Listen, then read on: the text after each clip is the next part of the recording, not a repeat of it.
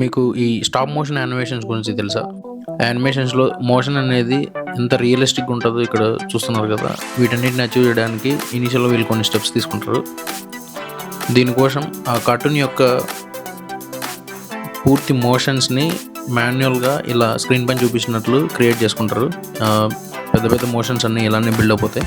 దాని తర్వాత కావాల్సిన గ్రాఫిక్ కంటెంట్‌ని స్టిచ్ చేసి ఒకదాని తర్వాత ఒకటి ఈ ఫైనల్ అవుట్పుట్స్ని తీసుకొని వస్తారు. ఈ ప్రాసెస్ కొంచెం డిఫికల్ట్గా ఉంటుంది, ఎందుకంటే దీనికి కావాల్సిన కంప్లీట్ కార్టూన్స్ అనేటివి రియల్గా బిల్డ్ చేసి వాటితో మోషన్స్ క్రియేట్ చేయాలి. కాబట్టి ఇది కార్టూన్ క్రియేషన్లో ఒక మోడల్ ఆఫ్ అప్రోచ్. దీని గురించి మీరు ఏమనుకుంటున్నారో కమెంట్ చేయండి.